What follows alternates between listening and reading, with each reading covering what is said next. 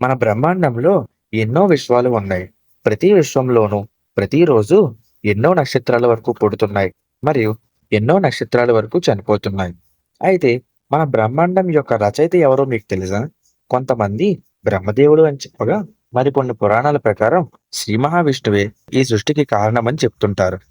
అయితే వాస్తవికంగా మన బ్రహ్మాండం యొక్క రచయిత శ్రీ ఆదిపరాశక్తి అమ్మవారు.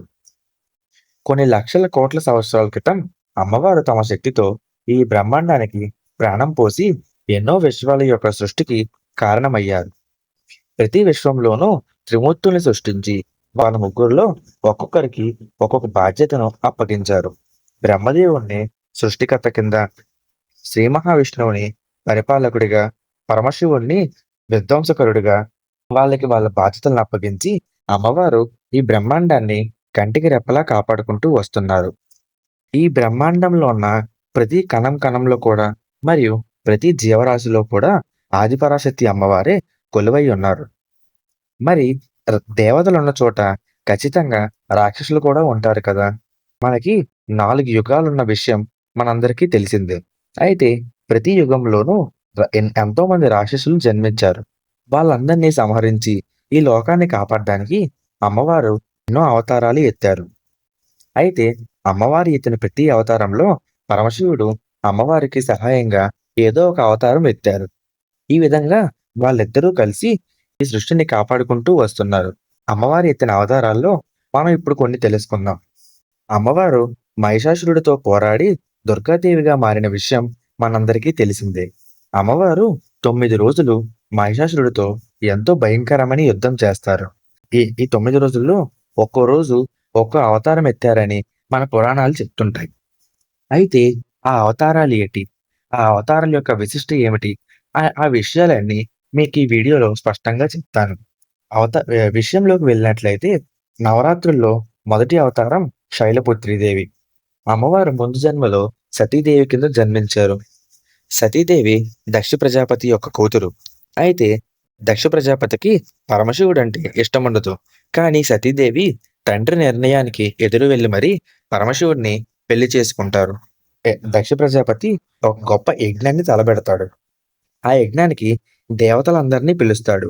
అయితే పరమశివుడిని మరియు సతీదేవిని పిలకపోవడంతో సతీదేవి పరమశివుడితో గొడవపడి మరి అక్కడికి వెళ్తారు. అక్కడికి వెళ్ళిన తర్వాత దక్ష ప్రజాపతి సతీదేవిని చూసి ఎంతో కోప్పడి తన ముందే పరమశివుడిని ఎంతో దారుణంగా అవమానిస్తారు. ఎంతో ఆగ్రహించి ఆ బాధను భరించలేక అక్కడికక్కడే తనని అగ్నికి ఆహుతి చేసుకున్నారు. అలా చనిపోయిన సతీదేవి మళ్ళీ పరమశివుడిని కలుసుకోవాలని శైలపుత్రి దేవి కింద అవతారం ఎత్తారు. శైలపుత్రి అంటే పర్వతాల రాజు యొక్క కుమార్తె. అప్పటి పర్వతాల రాజు హిమావనుడు. హిమావనుడి యొక్క కూతురే ఈ శైలపుత్రి దేవి. ఇదే అమ్మవారి యొక్క మొదటి అవతారం. అమ్మవారి యొక్క రెండో అవతారం బ్రహ్మచారిణి. సతీదేవిగా చనిపోయి మళ్ళీ జన్మించిన పార్వతీదేవి పరమశివుణ్ణి ఎలాగైనా పెళ్లి చేసుకోవాలని ఆలోచిస్తుండగా అప్పుడు నారద మహర్షి వచ్చి మీరు కేవలం తపస్సుతోనే పరమశివుణ్ణి సొంతం చేసుకోగలరు అని చెప్తారు. అప్పుడు అమ్మవారు తపస్సులో లీనమైపోతారు. ఎన్నో లక్షల సంవత్సరాలు పరమశివుడి కోసం తపస్సు చేస్తారు. అయితే ఆ తపస్సు చూసి బ్రహ్మదేవుడు ఎంతో ప్రసన్నుడై ఇప్పటి వరకు మీలాగా ఎవరూ ఇంత ఘోరంగా తపస్సు చేయలేదు అని చెప్పి అమ్మవారికి బ్రహ్మచారిణి అనే నామకరణం ఇస్తాడు. అమ్మవారి యొక్క మూడో అవతారం చంద్రగంట. అమ్మవారి యొక్క తపస్సుకి ప్రసన్నుడైన పరమశివుడు అమ్మవారిని పెళ్లి చేసుకోవడానికి వాళ్ళ ఇంటికి వెళ్తాడు. అక్కడ అమ్మవారి బంధువులు పరమశివుడిని చూసి ఎంతో భయపడతారు. ఎందుకంటే అప్పుడు పరమశివుడు ఒళ్ళంతా విభూతితో నిండిపోయింది. తన ఒళ్ళంతా పాములు పాకుతూ ఉంటాయి. అది చూసి వాళ్ళంతా భయపడుతుండగా అప్పుడు అమ్మవారు తన రుద్రరూపమైన చంద్రగంట అవతారాన్ని ఎత్తుతారు. ఎందుకంటే అవతారం ద్వారా వాళ్ళెవరూ భయపడకుండా మరియు పరమశివుడి గురించి తప్పుగా మాట్లాడకుండా ఉండాలని అమ్మవారు చంద్రగంట అవతారం ఎత్తారు. ఏ రోజైతే పార్వతీదేవి మళ్ళీ పరమశివుడిని పెళ్లి చేసుకుందో ఆ రోజుని మనం మహాశివరాత్రి కింద జరుపుకుంటున్నాం. అమ్మవారి యొక్క 4వ అవతారం కూష్మాండ. కూష్మాండ దేవిని పరంబ్రహ్మ కింద గుర్తిస్తారు. కొన్ని లక్షల సంవత్సరాల క్రితం ఈ సృష్టి మొత్తం చీకటిగా ఉన్నప్పుడు అమ్మవారు తన చిరునవ్వుతో ఈ సృష్టికి ప్రాణం పోశారని, మరియు దేవతల్ని కూడా సృష్టించారని చెప్తుంటారు. ఆ ఆ సృష్టించిన దేవతలే అన్ని లోకాలకి వెళ్లి అందరినీ సృష్టించారని చెప్తుంటారు. అమ్మవారి యొక్క ఐదో అవతారం స్కందమాత. స్కందమాత అంటే స్కందకి తల్లి అని అర్థం. స్కంద అంటే కార్తికేయ స్వామి. సతీదేవి పరమశివుడి నుంచి వేరైన తర్వాత ఈ లోకంలో ఎన్నో అల్లకల్లోలాలు జరిగాయి. అప్పుడు తారకాసురుడు అనే రాక్షసుడు జన్మించాడు. తారకాసురుడు బ్రహ్మదేవుడికి ఘోర తపస్సు చేసి కేవలం పరమశివుడు పుత్రుడు మాత్రమే నన్ను చంపగలడు అనే వరాన్ని ఇవ్వమంటాడు. బ్రహ్మదేవుడు తదాస్తు అనగా అప్పటినుంచి తారకాసురుడి ఆకృత్యాలకి అడ్డం ఉండేది కాదు. దేవలోకాలు మరియు మనుషులను కూడా ఎంతో ఇబ్బంది పెడుతూ వాళ్ళందరినీ సంహరిస్తూ ఉంటాడు. ఇది చూసిన దేవతలందరూ శ్రీ మహావిష్ణువు దగ్గరికి వెళ్లి వాళ్ళని కాపాడమని వేడుకోగా, అప్పుడు శ్రీ మహావిష్ణువు త్వరలో పార్వతీదేవికి మరియు పరమశివుడికి వివాహం జరుగుతుందని, వాళ్ళకి ఒక కొడుకు కూడా పుడతారు అని చెప్తాడు. పరమశివుడికి మరియు పార్వతీదేవికి పెళ్ళైన తర్వాత వాళ్ళిద్దరూ ఘోరంగా తపస్సు చేసి ఒక శక్తికి జన్మనిస్తారు. ఆ శక్తిని అగ్నిదేవుడు తీసుకుని వెళ్లి సరవర అనే ఒక నదిలో కలుపుతారు. అప్పుడు ఆ నది నుంచి కార్తికేయ స్వామి జన్మిస్తాడు. మరియు ఆ జన్మించిన కార్తికేయ స్వామియే తారకాసురుని చంపి దేవతలందరికీ సేనాపతిగా మారుతాడు. అమ్మవారి యొక్క 6వ అవతారం కాత్యాయని. నవరాత్రుల్లో ఎక్కువగా పూజించేది కాత్యాయని అవతారమే. అమ్మవారు కాత్యాయన్ అనే ఋషికి కుమార్తెగా పుడతారు. అందుకే అమ్మవారిని కాత్యాయని అనే పేరుతో పిలుస్తారు. ఎప్పుడైతే బ్రహ్మదేవుడి నుంచి వరం తీసుకున్న మహిషాసురుడు మొత్తం ముల్లోకాలని ఇబ్బంది పెడుతుండగా, అప్పుడు త్రిమూర్తులు మరియు మిగతా దేవతలందరూ వెళ్లి కాత్యాయని దేవతని మేలుకొలుపుతారు. తమ శక్తులు అన్ని కాత్యాయని దేవికిచ్చి అమ్మవారిని దుర్గాదేవి కింద మారుస్తారు. ఆ శక్తులతో అమ్మవారు వింధ్య పర్వతాలకు వెళ్లి అక్కడ మహిషాసురుడిని చంపేస్తారు. ఇది అమ్మవారి యొక్క 6వ అవతారం కాత్యాయని.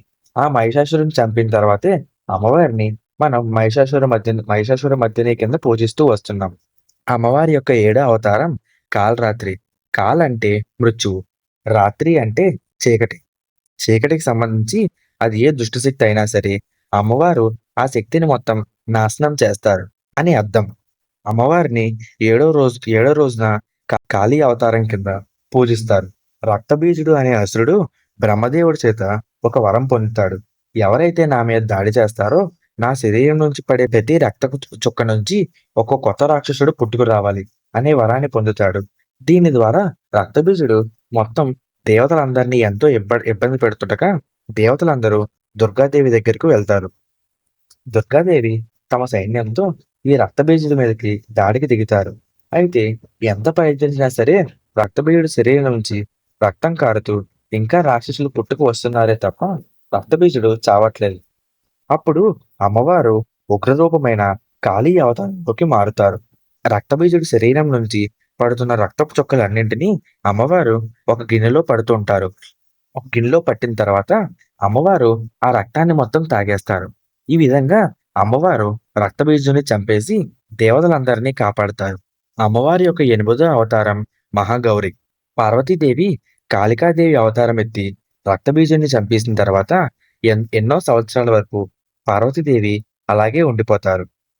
అప్పుడు బ్రహ్మదేవుడి యొక్క సలహా మేరకు పార్వతీదేవి మానస సరోవర నదికి వెళ్లి అక్కడ స్నానం చేయగా అమ్మవారు పార్వతీదేవి కాళికాదేవి అవతారం నుంచి కౌశికీదేవి కింద మారుతారు.